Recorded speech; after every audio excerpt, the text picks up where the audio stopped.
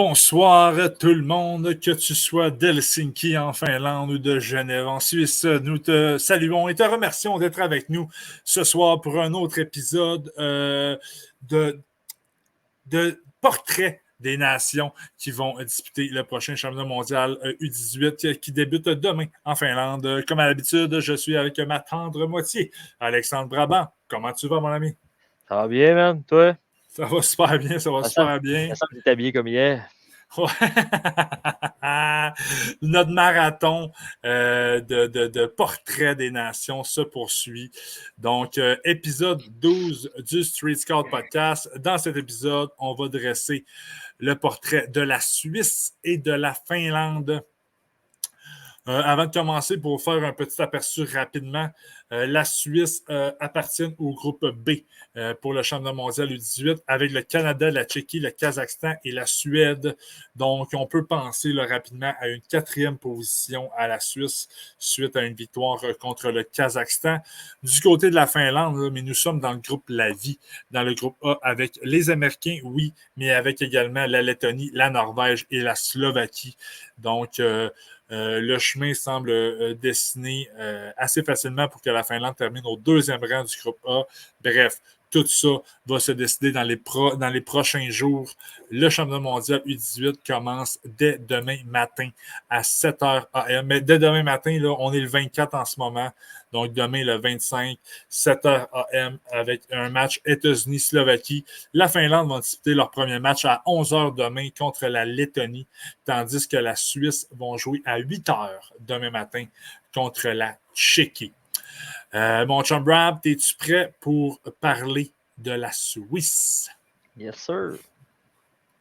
Comme on l'a dit dans le dernier podcast, là, les line-up ont vraiment sorti tard en vue de ce championnat mondial-là. Là. C'est pour ça que ce soir, le 24, on fait un marathon. Puis les line-up encore, il y a certains line-up qui ne sont pas complétés. Par exemple, tantôt, on va vous parler de la Finlande. Constellenius n'est pas dans le line-up selon Elite Prospect, mais là, on a eu la nouvelle que Constellenius, c'est un ajout de taille, là, devrait faire partie de la Finlande. Bref, donc, il se peut là, que dans nos portraits des nations, il y a des joueurs qui s'ajoutent, il y a des joueurs qui s'enlèvent, mais je crois qu'avec les alignements qu'on a en ce moment, là, c'est assez juste, là, à 95-99%. Donc, pour la Suisse, là, on ne vous passera pas chaque joueur également. Là, on a les plus petites nations comme ça, là, on a vraiment ciblé certains joueurs qui sont intéressants. Souvent, c'est des espoirs qui sont intéressants en vue du prochain repêchage de la Ligue nationale. Je vous donne un exemple. On n'a pas passé beaucoup de temps sur le Kazakhstan et sur la Lettonie. Du côté de la Suisse, on a quand même ciblé 4 joueurs qui sont intéressants en vue du prochain repêchage de la Ligue nationale. Tout d'abord, là, devant le filet, là, le filet devrait être donné à Christian Kirsch, qui est un gardien suisse qui a également la citoyenneté allemande, qui est classé au 17e rang parmi les gardiens européens, parmi la centrale de recrutement de la Ligue nationale. C'est un gardien qui s'est commis avec l'Université du Massachusetts en 2025-2026. Donc, bon, ma petite parenthèse gardien est faite, là. C'est juste pour pas qu'on oublie nos auditeurs qui sont cerbères. De mon côté, je vais vous parler des défenseurs intéressants suisses. Pour commencer, il y a un défenseur qui a également une double citoyenneté. C'est un défenseur qui est suisse et également de la citoyenneté russe. Il s'appelle Danil Ustinkov. C'est un arrière de 6 pieds, 203 livres. En ce moment, au classement final là, de la Ligue nationale, c'est une surprise pour moi. Là. Il est classé 34e parmi les patineurs européens. Donc, on peut penser à un choix de 2e ronde. Moi, je trouve que c'est un rang qui est beaucoup trop généreux pour Ustinkov. Pas que je le trouve mauvais, mais un 2e ronde pour lui, pour moi, c'est non. Ustinkov qui a joué 18 parties dans la Ligue nationale suisse avec les Lions de Zurich, amassé une passe. Mais moi, c'est beaucoup plus au dernier. Il a joué au Linka Gretzky en début de saison, mais je l'ai vraiment davantage vu au dernier championnat mondial de hockey junior avec la Suisse là, dans la dernière période des fêtes. De mémoire, il avait amassé 2 passes en 5 matchs. Bon, je vais vous faire une petite analyse bien rapide de son championnat mondial de hockey junior. Là, ça a vraiment été difficile pour lui. Oui, c'était un joueur de 18 ans chez les U20, mais il y a un autre défenseur suisse de 17 ans qui s'était beaucoup plus illustré. Là, je vais vous en parler dans quelques minutes. Ostinkov, très surpris de le voir assis en haut de 6 pieds puis en haut de 200 livres. C'est un défenseur qui joue beaucoup plus petit. C'est un défenseur qui n'a pas démontré au dernier championnat mondial de hockey junior et qui n'a pas démontré également là, en fin de saison en Suisse une force physique exceptionnelle. Je trouve que c'est un défenseur qui est hyper simple. On en a parlé là, dans le dernier épisode là, sur certains arrières. Là. C'est un défenseur qui n'est pas physique, mais que, bon, la première passe est sur le tape. C'est un défenseur qui est capable de tirer son épingle du jeu défensivement, mais c'est pas un arrière qui va t'apporter une offensive particulière. C'est pas nécessairement un arrière. Avec la suite au U18, probablement qu'il va être sur le power play là, avec Léon Mogli, mais c'est pas un défenseur qui a un wow dans son jeu. Moi de le voir en deuxième ronde, je trouve ça extrêmement généreux. À ma grande surprise, c'est un arrière que j'ai vu jouer énormément souvent cette saison, comme Adam Fortier-Gendron. On va en parler à tous les podcasts de lui. Puis il n'a jamais coté très haut. Par moment, il va te prendre une mauvaise punition.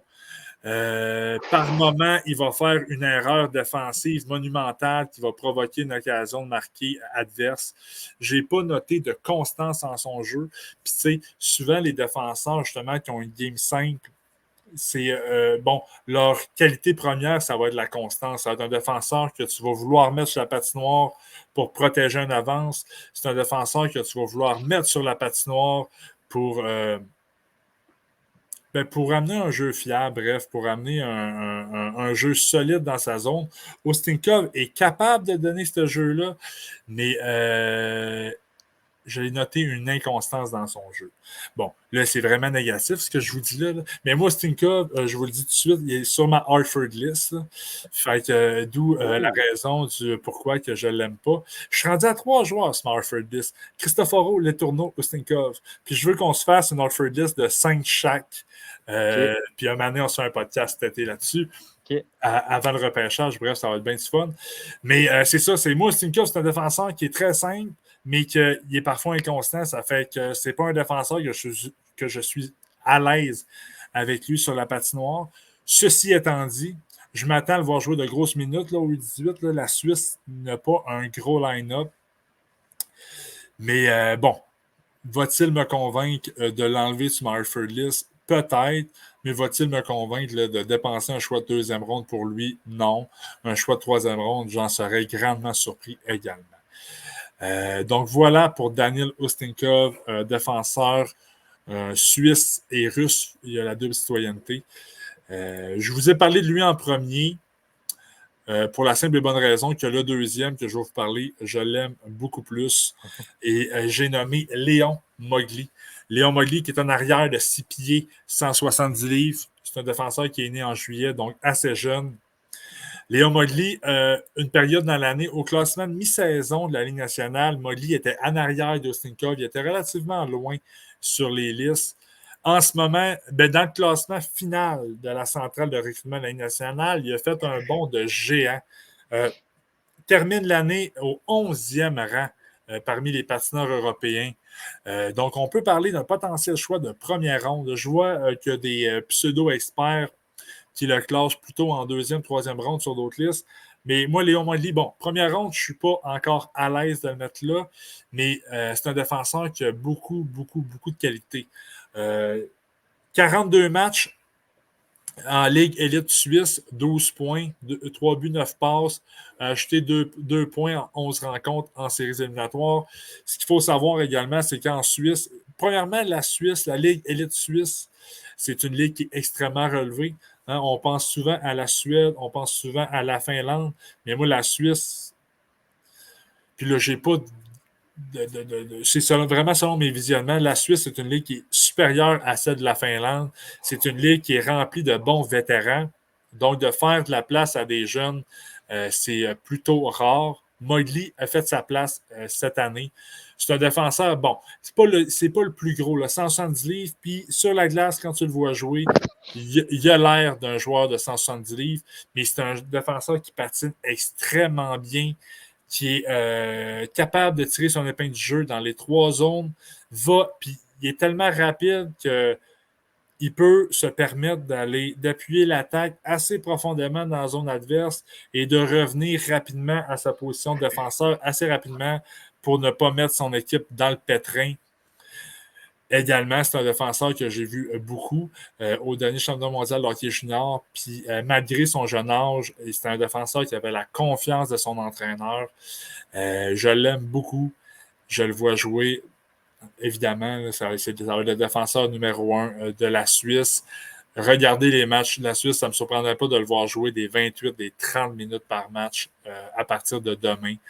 Donc voilà, Léon Mogley et Daniel Ostinkov qui sont les deux défenseurs à surveiller du côté de la Suisse. Sans en parler profondément, j'attire votre attention également sur le défenseur Nick Blessing.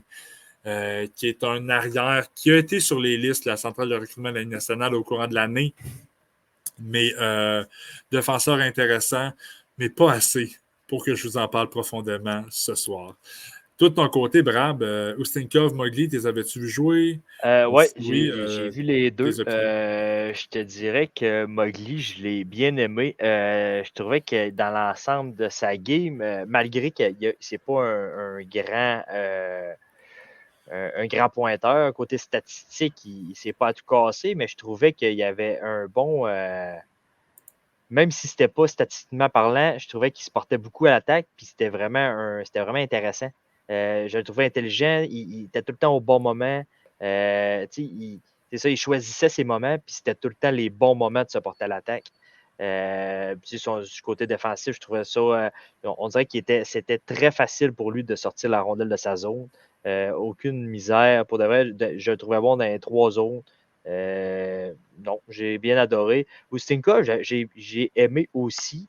Mais je trouvais que, comme tu dis, il faisait beaucoup d'erreurs.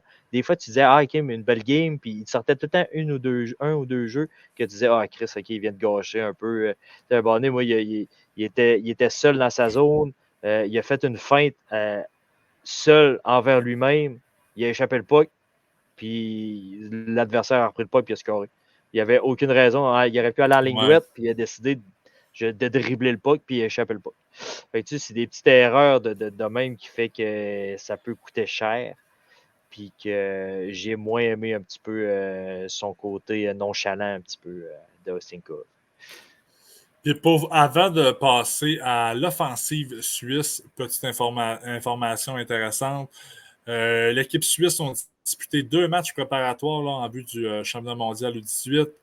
Le 18 avril, ils se sont inclinés 7-0 contre l'équipe finlandaise qu'on va vous parler dans les prochaines minutes. 3 jours plus tard, le 21 avril, ce fut une autre défaite, mais plus serrée celle-là, 3-2 contre la Slovaquie. Donc voilà, là, c'est ça. La Suisse semble destinée à la 4e position de leur groupe. Ils n'ont pas un très bon line-up, mais j'ai hâte de t'entendre parler sur des attaquants là, suisses. Puis on a ciblé 2 qui étaient vraiment intéressants. Puis je te les nomme avant de te faire la passe. On avait Robin. Ils doivent le prononcer. Je pense que oui, je pense que c'est Robin. Ouais, ça doit être Robin, j'imagine. Robin, c'est un Suisse. On demandera à Fred. Robin, Nico Antonen et Jamie Rowe Reber, qui sont 2 attaquants que les 2, on aime beaucoup là, du côté de la Suisse, mais je te laisse nous en parler. Je vais commencer avec Antanen. Lui, je ne l'avais pas vu beaucoup jouer depuis le début de la saison. Puis, comme je t'ai dit depuis tantôt, quand il y a un joueur que j'aime bien, je regarde un peu plus qu'un visionnement. Puis, comme lui, ben, je l'ai bien aimé. Je me suis rendu jusqu'à 3 visionnements, ces 3 derniers matchs de sa saison. Puis, il m'a quand même beaucoup plu. C'est un gros allié. Ce que j'ai bien aimé de lui, c'est que c'est un défenseur, un attaquant qui joue nord-sud. Il fait des bons replis défensifs. C'est pas le joueur qui a le meilleur coup de patin, mais c'est un joueur vraiment intelligent, se positionne bien. Fait pas beaucoup d'erreurs. Il est souvent bien placé en zone offensive. Il a un très bon tir du poignet, il l'utilise beaucoup. Ouais. Il a une bonne vision du jeu, puis il néglige pas son côté défensif. Il fait ses replis. Il sait qu'il est moins rapide. Fait que souvent, il est le troisième. Il est souvent le troisième homme en zone offensive. Fait que ses replis sont moins longs. Fait que il sait beaucoup, il s'adapte. Je trouve qu'il s'adapte beaucoup dans ce sens-là. J'aime bien aussi. Il se positionne bien en zone défensive. Ça fait en sorte qu'il bloque beaucoup de lancers. Je me suis penché sur ce petit stat avancé-là parce que sur les games que j'ai regardé, il bloquait 3 lancers, il bloquait 4 lancers, il bloquait 2 lancers. Ben, j'ai dit, Chris. Puis je suis allé voir, puis comme de fait, c'était le troisième joueur de l'équipe qui bloquait le plus de lancers dans son équipe, ce qui est quand même assez rare pour un attaquant. D'habitude, c'est des défenseurs qui bloquent beaucoup de Intéressant. lancers. Puis, dans le fond, je le trouvais vraiment bien positionné défensivement. Il ne laissait pas beaucoup de place aux défenseurs.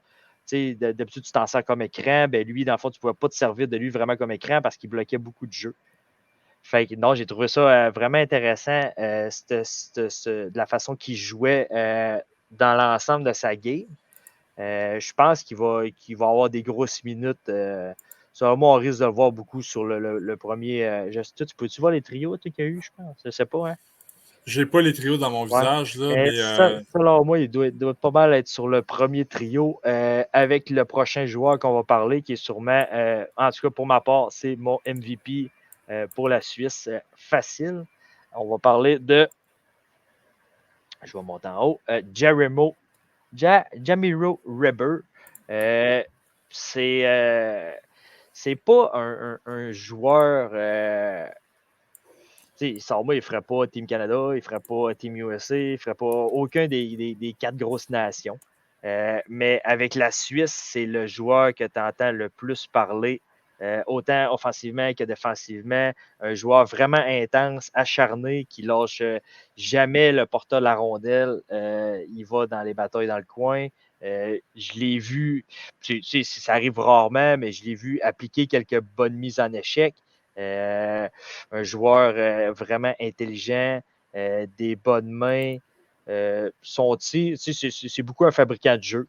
Il a une bonne vision de jeu, il est agile, mais son tir, c'est pas sa grande force, mais il est quand même capable de marquer des buts. On le voit, comme je te dis, on va le voir sur toutes les séquences qui vont embarquer sur la patinoire. Tu vas entendre son nom. Il va être présent autant en offensive qu'en défensive.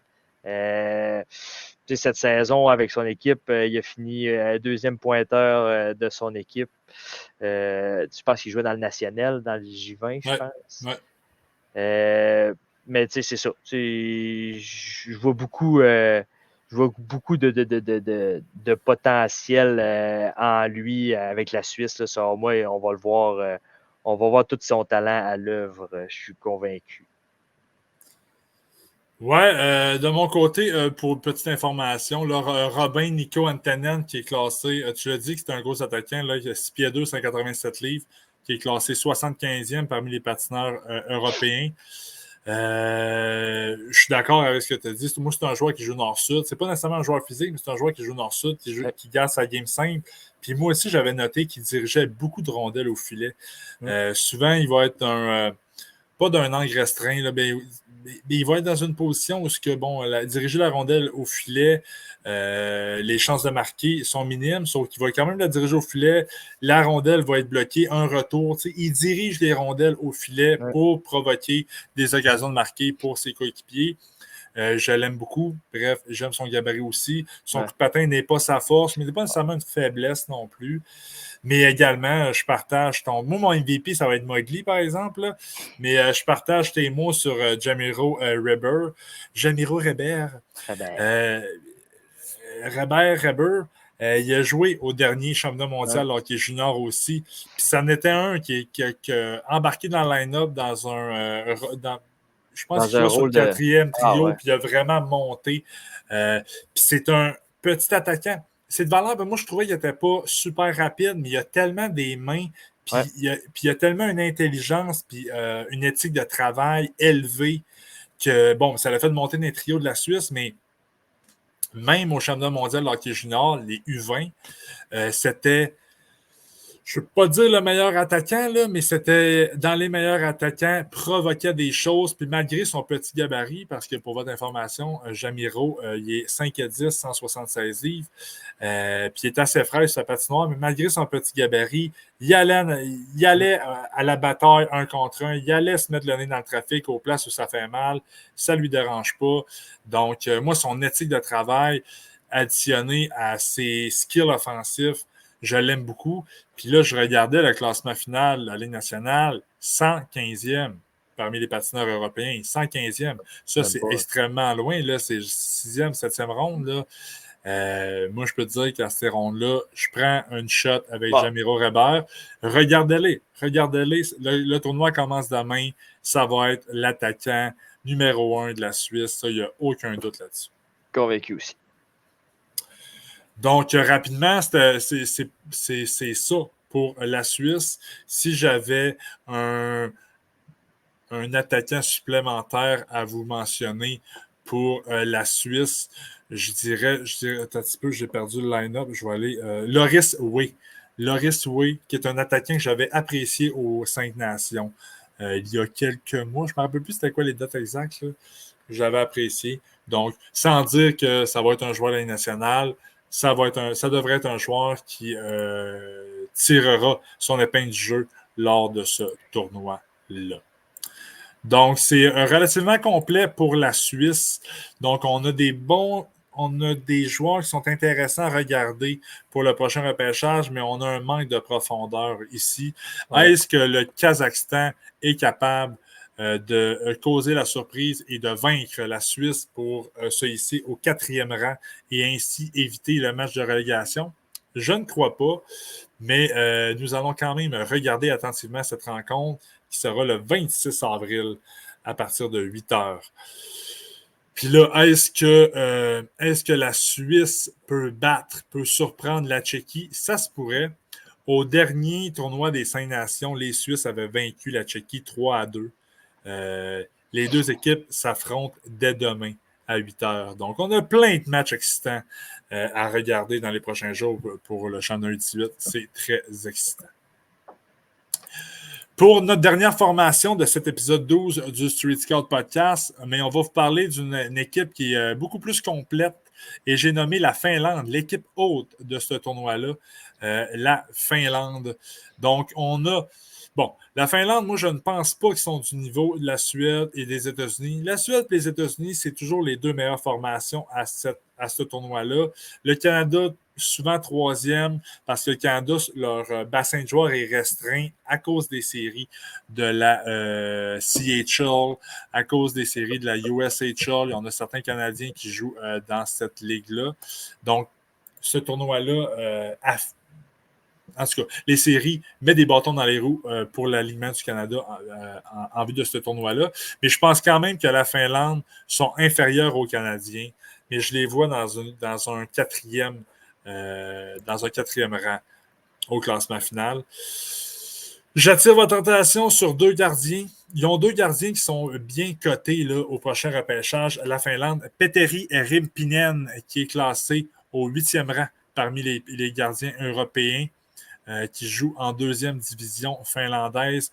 Et on a Kim Saarinen qui est classé au 3e rang parmi les gardiens européens. Donc, ces deux gardiens-là, bon, Saarinen part avec une longueur d'avance, mais les deux Cerbères là, devraient avoir de l'action dans ce tournoi-là. Il y a beaucoup de joueurs finlandais qui sont classés au prochain repêchage pour ne pas vous garder avec nous là, pendant 2 heures de temps. On a ciblé 4 défenseurs intéressants à surveiller, puis on a ciblé 6 attaquants intéressants à surveiller, que ce soit pendant le tournoi et ainsi pour le prochain repêchage de la Ligue nationale. Donc, je commence avec les défenseurs. Puis à tout seigneur, tout honneur, là, l'alignement dit ça. Est-ce qu'il va jouer? Je crois que oui. Mais Aaron Kiviariou ferait son grand retour à la compétition lors du championnat mondial U18. Kiviariou qui avait joué ses derniers matchs en octobre, novembre, décembre. En septembre, à la fin septembre, ce fut son dernier match en Liga et il est revenu dans les derniers jours pour disputer 2 matchs préparatoires avec la Finlande. On vous l'a dit tantôt, le 18 avril, la Finlande ont gagné contre la Suisse 7-0. Kiviariou a marqué un but en plus d'avancer une mention d'aide. Mais le 20 avril, la Finlande s'est inclinée 5-1 contre le Canada. Et Kiviariou a fait une passe, a amassé une passe au passage. J'en ai parlé dans un dernier podcast, Kiviariou. On disait, on le faisait reculer sur nos listes. Nous deux et tout le monde faisait reculer Kiviariou sur leur liste dû à son inactivité. Je faisais de même sur ma liste, mais je me suis quand même questionné. Je vais aller regarder ces matchs qu'il a joués, ces 7 rencontres qu'il a jouées en Liga en début de saison. Et il m'avait impressionné. Je vais dire ça de même. J'allais dire surpris, mais il m'avait impressionné par son aisance sur la patinoire, par sa vision du jeu élite. C'est un corps arrière. Je le vois vraiment dominer la ligne bleue de la Finlande. Puis je suis content pour lui, Colin, qu'il revienne au jeu pour ce tournoi-là. On se rappelle, je le dis souvent, mais il y a 2 ans, Kiviariou, à ce repêchage 2024-là, était vu comme le potentiel premier choix.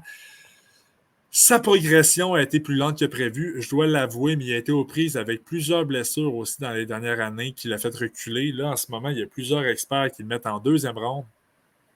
Moi, je pense que Kiviariou va profiter de ce tournoi-là pour mousser sa candidature comme étant un choix de première ronde. Effectivement, ce n'est pas un défenseur à gros gabarit. On parle là, de 5 et 10, 165 livres. Mais c'est ça. Sa vision du jeu est exceptionnelle. Sa qualité de passe est très bonne. C'est un corps arrière sur l'avantage numérique. C'est le défenseur que tu veux sur ton power play. Puis, bon, je ne sais pas s'il va jouer dans la Ligue nationale parce que ses options de projection sont minimes. Tu sais, ça va être un défenseur offensif qui va diriger l'avantage numérique ou rien. Ça, c'est mon opinion. Mais dans un tournoi comme au championnat mondial U18, ce défenseur-là, ça va être l'enfer comment il va dominer. Puis je te bypass avant que tu me calls ton MVP de la Finlande. Moi, le MVP de la Finlande, ça va être Aron Kiviariou, s'il demeure à santé, bien entendu. Mais je suis très heureux de voir qu'il a joué les 2 matchs préparatoires. La santé semble tenir le coup. Donc, Aron Kiviariou, surveillez ce gars-là du côté de la Finlande à partir de demain.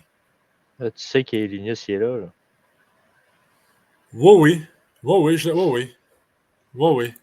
C'est sûr que tu me dis, Lénus, je vais ouais, peut-être. Mais je vais garder mon bet sur Kiviariou comme le MVP de la Finlande. Mais ouais, ça se peut que ce soit Lénus. Mais je trouve tellement que ce tournoi-là pourrait tellement mettre en valeur Kiviariou. Ouais, mais je serais content aussi, par exemple, que ça l'arrive. Mais pourrait mettre en valeur également un Nest Machine comme Consta et Lénus. Ouais, je pense que ça va être trop facile pour Consta et Lénus. Deuxième défenseur que je veux vous parler, c'est un défenseur qui est nommé Daniel Nieminen, un arrière de 6 pieds, 176 livres. En ce moment, il est classé au 42e rang par la centrale de recrutement de la Ligue nationale. C'est un défenseur qui a joué la grande majorité de sa saison chez les juniors en Finlande. En 37 rencontres, 29 points, 8 buts, 21 passes, qui a également disputé les 2 matchs préparatoires de la Finlande. Daniel Nieminen, son aisance sur patin, c'est quelque chose. Je pense que tu es d'accord avec ça. Ah, c'est fou. C'est quelque chose. Dernièrement, j'ai regardé des matchs U20 avec les jeux les Pélicans, lui. Mais le gros de mes visionnements ont été faits lors du 5 Nations. Puis lors du 5 Nations, je trouvais que c'était un défenseur qui était très, très, très offensif.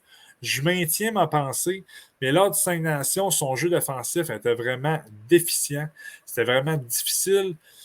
Dans les derniers pieds, on s'en est parlé un peu off-cam, mais force est d'admettre que je dois avouer que son jeu défensif, en tout cas en club, avec les Pélicans, est plus solide. Il n'est pas nécessairement bon, mais au 5 Nations, je trouvais qu'il mettait vraiment son équipe dans le pétrin défensivement, supportait en attaque, extrêmement souvent, à des moments souvent qui n'étaient pas stratégiques, puis quand il se portait à l'attaque, mais demeurait là, en zone offensive là, jusqu'à la dernière seconde, même que des fois franchissait la limite, puis ça provoquait des revirements contre lui, des 2 contre 1 adverses, etc., etc., etc. Dans mes derniers visionnements, ce jeu semble s'être amélioré, mais bon, évaluation incomplète sur lui. C'est vraiment de quoi que je vais surveiller dans le tournoi. Mais son aisance sur patin, bon gabarit, pas le plus gros, mais bon gabarit. Et son lancer du poignet, il y a un lancer du poignet assez solide.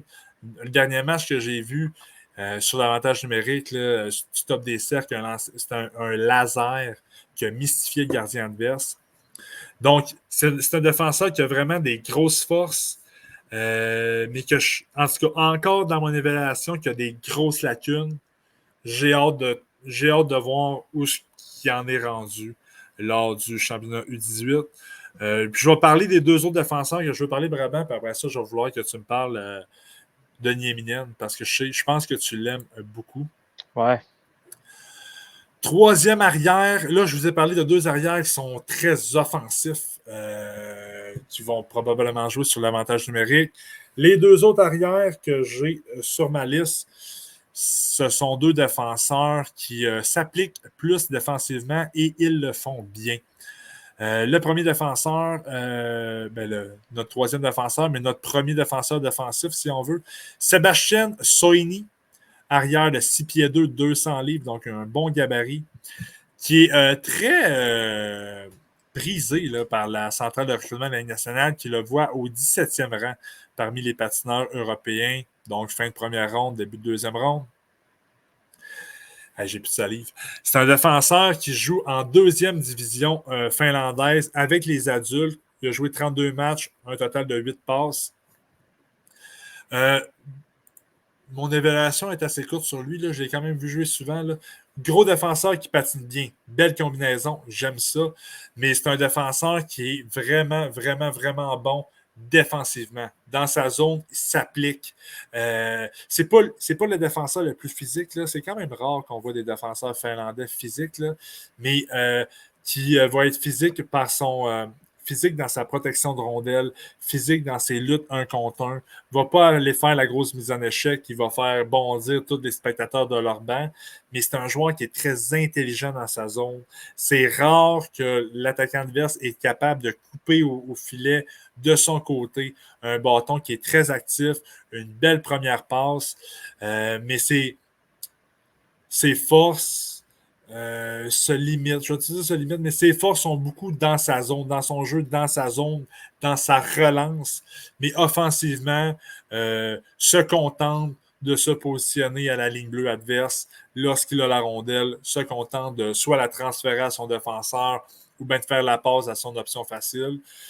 Chose que je suis je suis à l'aise avec ça. Tu sais, je vois un Soini avec un Kiviariou à la défensive de la Finlande, ça peut être une brigade, ça peut être un duo très dominant dans le prochain tournoi. Et là, mon dernier défenseur que je vais vous parler plus profondément, c'est l'arrière Viti Vaisanen, qui est un défenseur de 6 pieds. Là, en ce moment, je le vois à 163 livres, là, mais permets-moi de croire qu'il a grossi là, dans les derniers mois, qui est classé au 21e rang parmi les patineurs européens. C'est un défenseur qui a joué en Liga cette saison comparativement à Soini et à Nieminen. En 50 matchs, 2 buts, 8 passes. C'est un défenseur également là, qui se concentre beaucoup sur son jeu dans sa propre zone. C'est un défenseur qui a été le dernier défenseur retranché de la Finlande au dernier championnat mondial de hockey junior. C'est ça, arrière qui se concentre beaucoup sur son jeu dans sa zone, sauf que j'aime il y a une meilleure vitesse qu'un gars comme Soini. C'est un défenseur que par son intelligence va être capable de bien cibler quand se porter en attaque, quand supporter ses coéquipiers attaquants dans une attaque. Donc, c'est un défenseur qui est capable de se porter à l'attaque, mais il le fait rarement, dans les. Puis il est capable de bien cibler le moment de le faire. Donc, c'est pas un défenseur qui va vous produire beaucoup de points, mais si on compare à Soini tantôt, c'est un défenseur qui est plus offensif en étant autant bon défensivement que Soini. C'est juste que Soini est plus gros, prend plus de place. T'sais, je pense qu'en ce moment, Väisänen, il est peut-être à 6 pieds, peut-être à 170, 175 livres.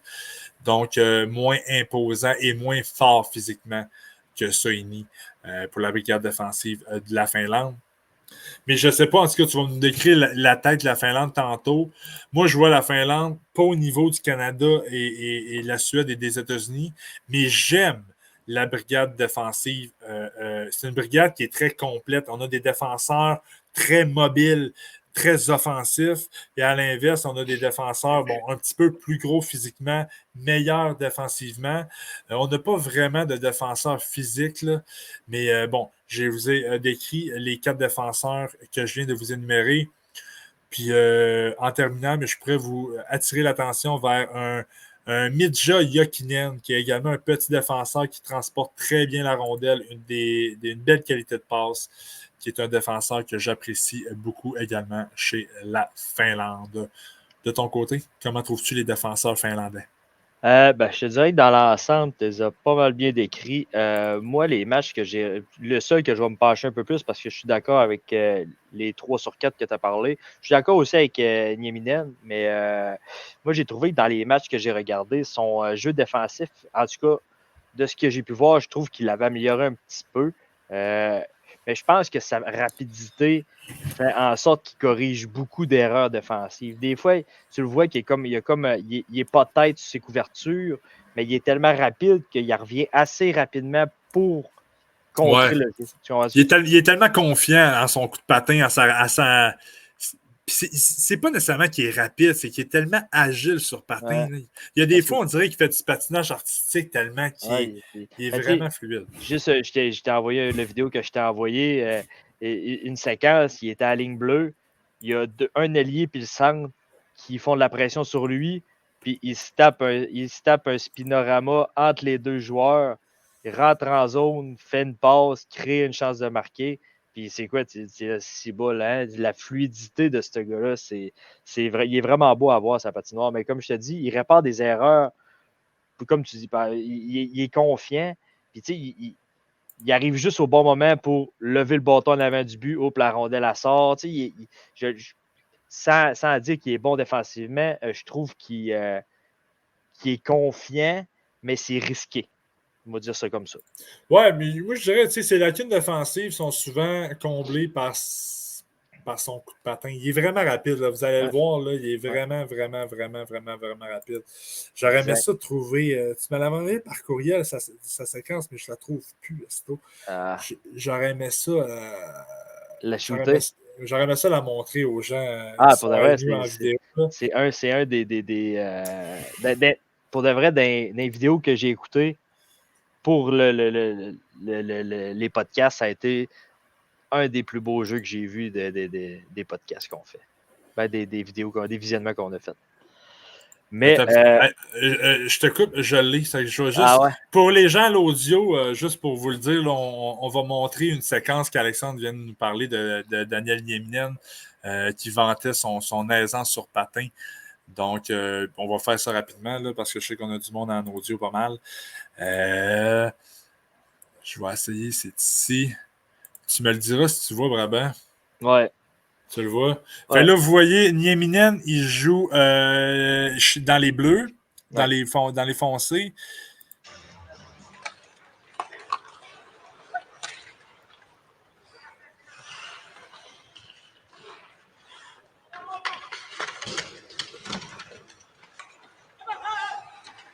Bon, c'est lui, ouais.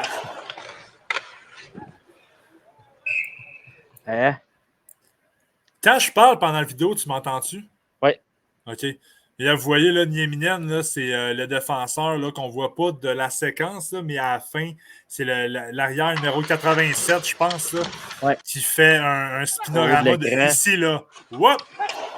Ah non. C'est un des beaux jeux que j'ai vus pour de vrai. Là. Ouais, vraiment. Ouais, C'est vraiment, wow. là. C'est plaisant parce que la plateforme qu'on a nous permet de faire des coupures de séquences qui sont adaptées. La séquence, ça dure peut-être 1 minute, mais on est capable de couper au moment. Là. Si on est capable d'en faire plus souvent, ça serait peut-être agréable. Tu devrais la mettre sur notre groupe Facebook. Oui, ça pourrait être intéressant. Et pour les gens à l'audio, là, on voit juste, c'est une situation en zone offensive. Daniel Nieminen reçoit la rondelle à la ligne bleue. Il y a 2 couvreurs qui s'approchent de lui. Il fait un spinorama et en faisant son spinorama, il passe entre les 2 défenseurs. C'est quand même un jeu risqué, par exemple, parce qu'il n'y avait personne en arrière de lui s'il perdait la rondelle. C'est fancy en calice. Mais quand on parle de jeu à bas pourcentage réussi, c'est un peu ce genre de jeu-là que je parle. Là, Exactement. Donc voilà, là, tu me montres ce jeu-là, puis j'ai eu des petits papillons dans le ventre. C'était beau, c'était de toute beauté. Tout ça pour revenir à l'attaque de la Finlande. Tu parlais que c'était pas une grosse attaque. Je suis d'accord avec toi. Par exemple, je pense qu'il y a beaucoup de profondeur. Puis je pense qu'avec l'arrivée de Helenius, ça donne un vent de fraîcheur et de aisance un peu plus qu'il va avoir avec l'attaque. Ça va apporter de l'offensive que la Finlande avait peut-être besoin pour se classer pour les médailles, peut-être bien. Pour ma part, je commencerais peut-être avec... je pourrais commencer avec Helenius, en fait, parce qu'on en a parlé déjà beaucoup. Il n'y a rien qui a vraiment changé. C'est un des meilleurs fabricants de jeux du repêchage, une des meilleures visions du repêchage. Pour de vrai, un excellent coup de patin.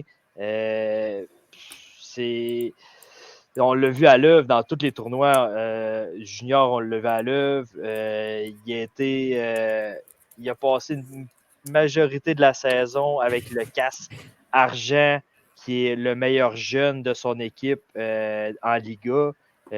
Pour de vrai, il a démontré beaucoup de talent offensif, responsable défensivement. C'est pas sa grosse force, mais il fait le travail pour venir aider ses défenseurs. C'est vraiment un joueur complet dans l'ensemble. Il est vraiment intéressant à voir jouer. Puis selon moi, au championnat U18, ça va juste confirmer ce que tout le monde sait déjà de ce joueur-là. Il est vraiment beau à voir aller. Non, mais ouais, en fait, c'est fou. Consuelenius, puis il était pas. Ben, en tout cas, sur la liste préliminaire de la Finlande, n'était pas là. On a eu l'annonce, je sais pas si c'était aujourd'hui ou hier, qu'il allait s'aligner. Moi, je pense qu'il est allé au camp du championnat mondial senior. Il est découpé. Puis, oui, c'est ça. Ils ont dit, va-t'en U18 à la place. C'est un attaquant, là. Premièrement, il est classé 3e parmi les patineurs européens. C'est qu'on parle de potentiellement un choix top 10. Là. C'est un attaquant exceptionnel. Au dernier U20, c'était l'attaquant le plus utilisé parmi la Finlande. Là. Puis, on avait des Leni Aminaho, on avait des Jani Niman, on avait du stock à l'attaque de la Finlande. On n'avait pas nécessairement de top choix de première ronde, là, mais c'était vraiment, vraiment, vraiment le meilleur attaquant. Il jouait des 23 minutes par match. Il n'a pas amassé beaucoup de points, mais il fabriquait énormément de jeux.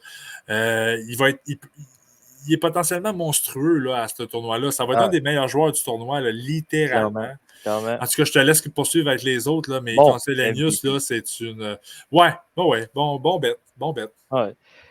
Un qui doit se réjouir de l'arrivée de Helenius, c'est sûrement Émile Hemming, qui est en train de perdre beaucoup de plumes sur plusieurs listes, je vous dirais.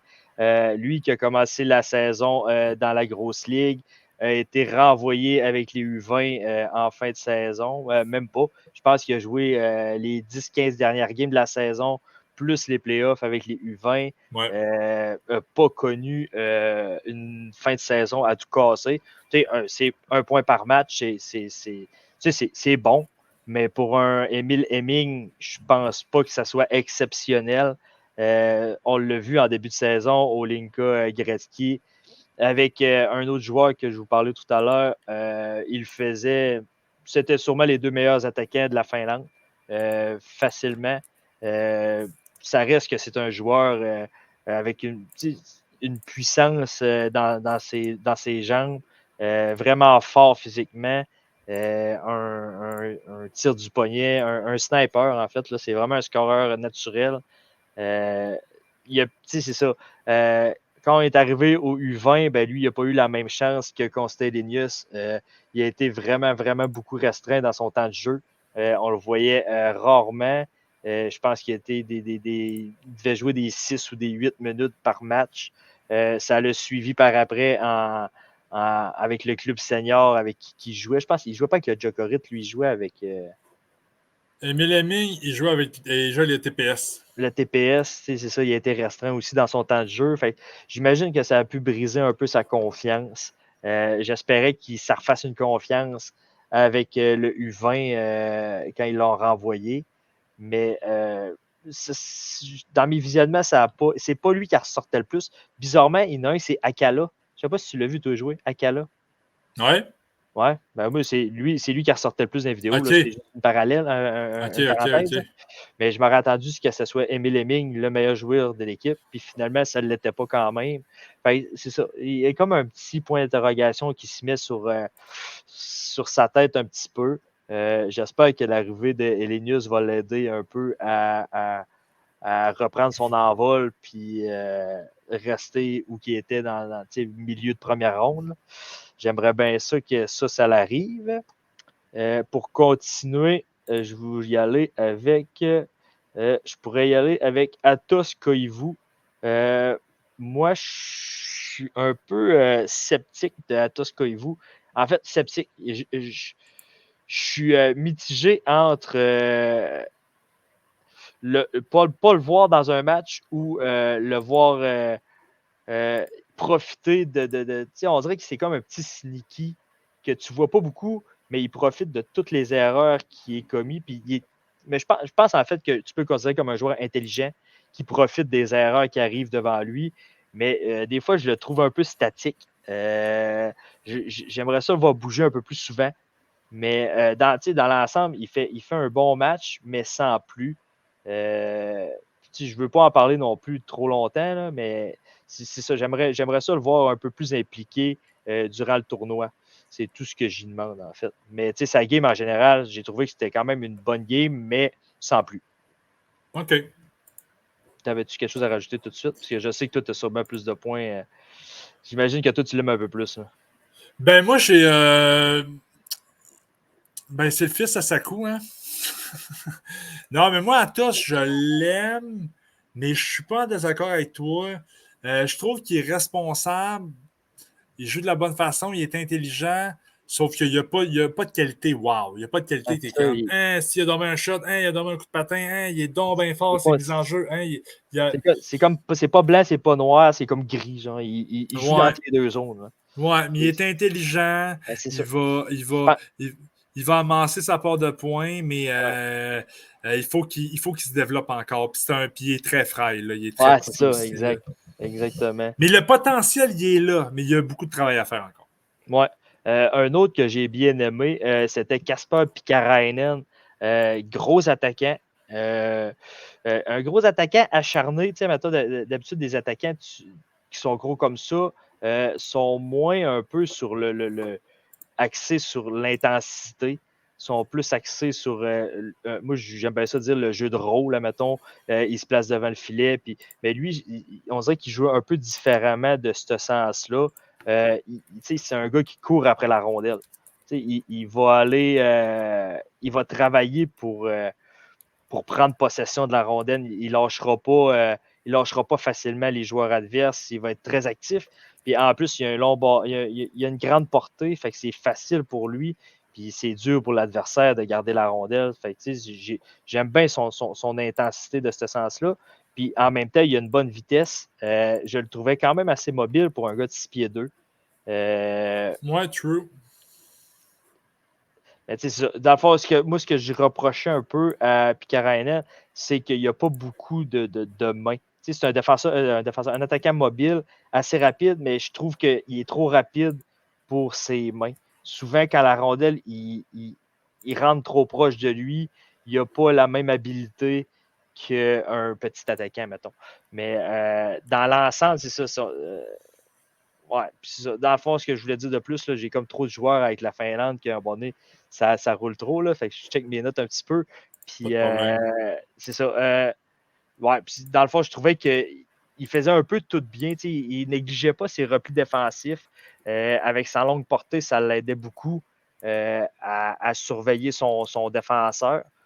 Mais c'est ça. Lui, il a joué justement au Linka. Il me semble qu'il y avait eu un bon Linka quand même avec quelque chose comme 1 point par match. Il jouait quand même sur le top 6, si je me rappelle bien.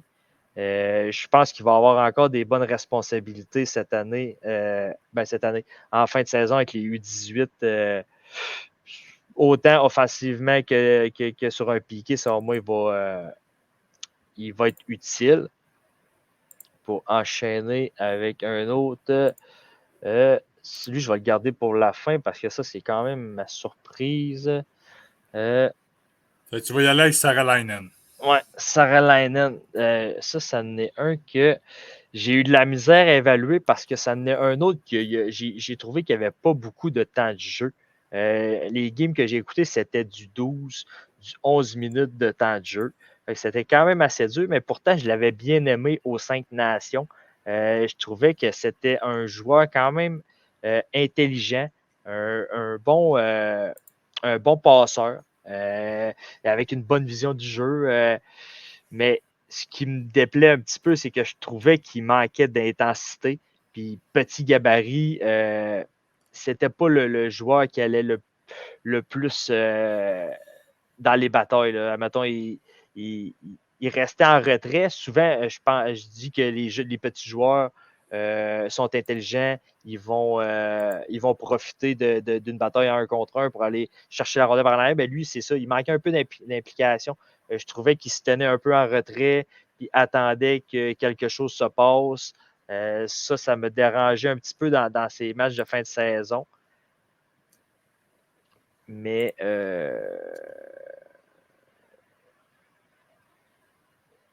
c'est ça. On dirait que dans la fin de saison, je trouvais qu'il avait ralenti dans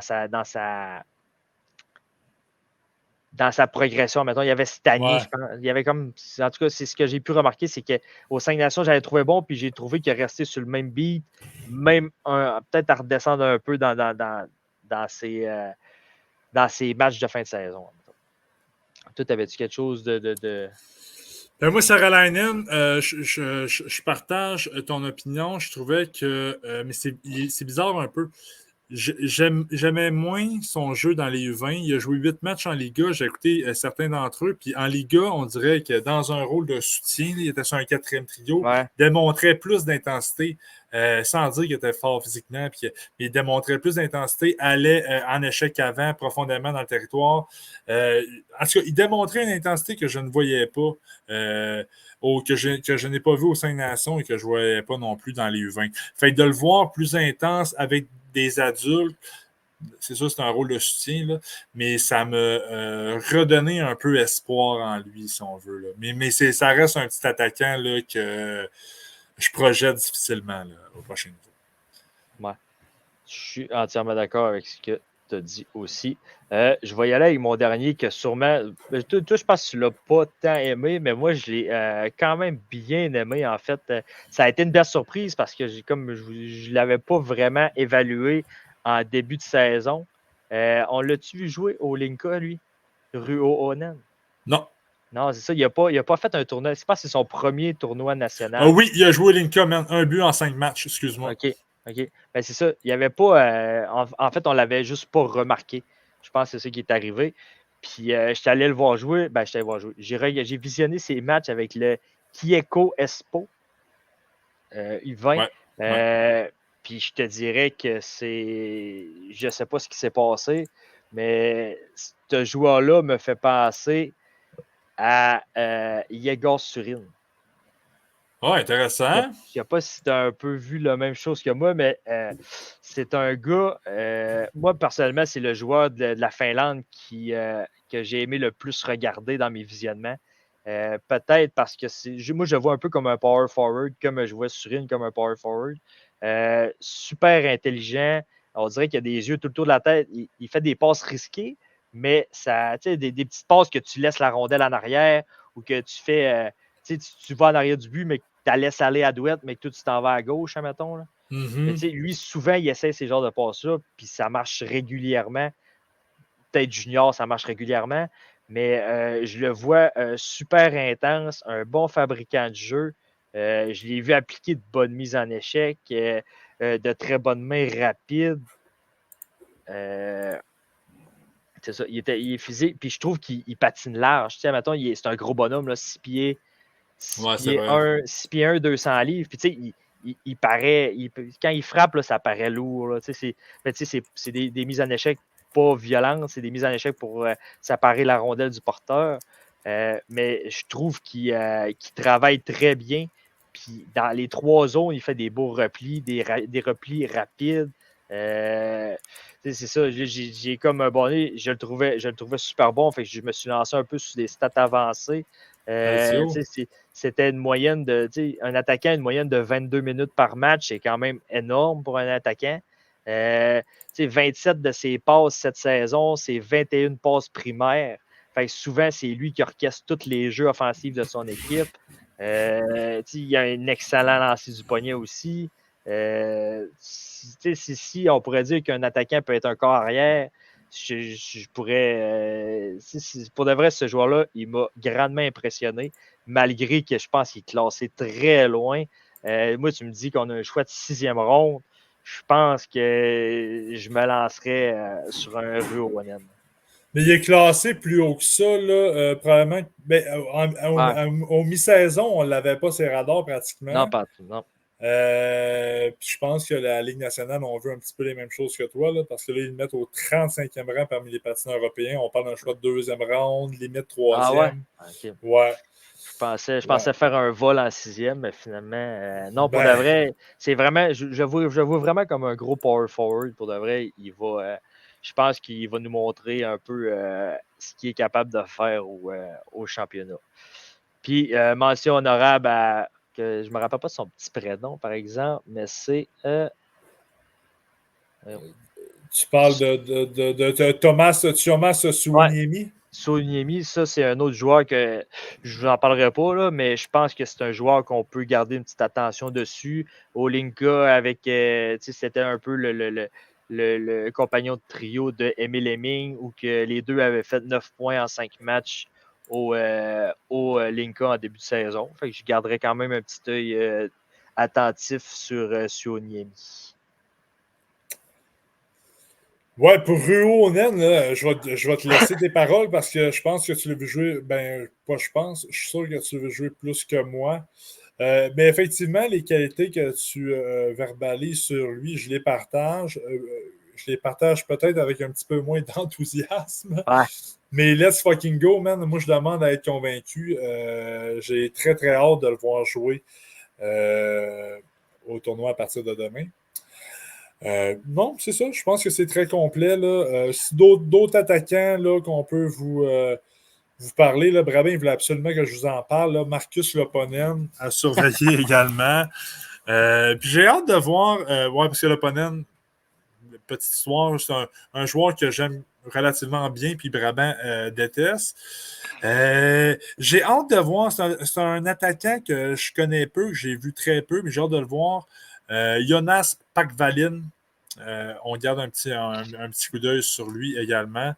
Je pense en terminant, je vais juste compléter sur Emile Hemming que tu parlais là, au début, en fait.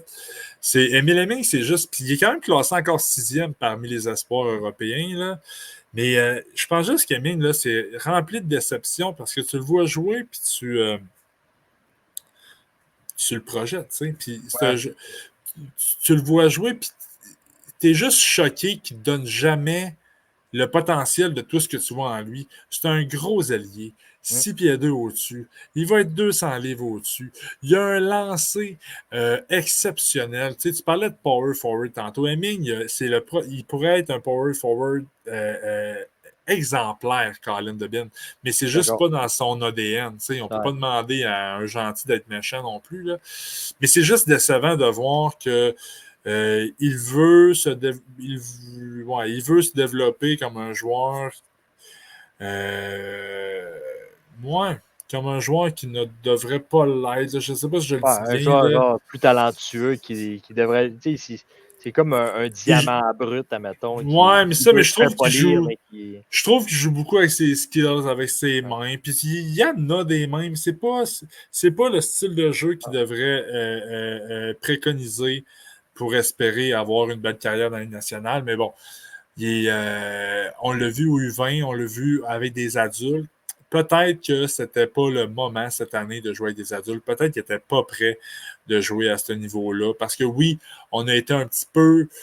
Je ne dirais pas qu'on a été déçus là, chez les U20. Peut-être qu'on aurait pensé une meilleure domination de sa part, mais a quand même tiré son épingle du jeu. Peut-être qu'ils l'ont juste projeté avec les adultes trop tôt. Puis peut-être que si Emile Hemming aurait eu une saison complète chez les U20, on n'aurait pas ce discours-là en ce moment. Peut-être qu'il ne serait pas aussi haut dans les listes, mais peut-être que nos commentaires sur lui ne seraient pas aussi négatifs. Là, ouais. Je suis bien d'accord.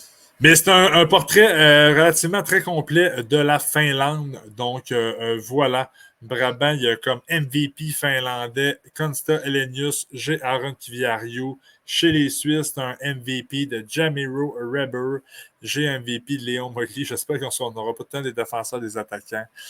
Donc, voilà pour le 12e épisode du Street Scout Podcast. On a fait dresser le portrait de la Suisse et de la Finlande. Dans notre prochain épisode, on va dresser le portrait de l'ogre américain, les États-Unis, qui dominent très souvent ce tournoi-là. Fait qu'on se voit bientôt. Ciao, ciao.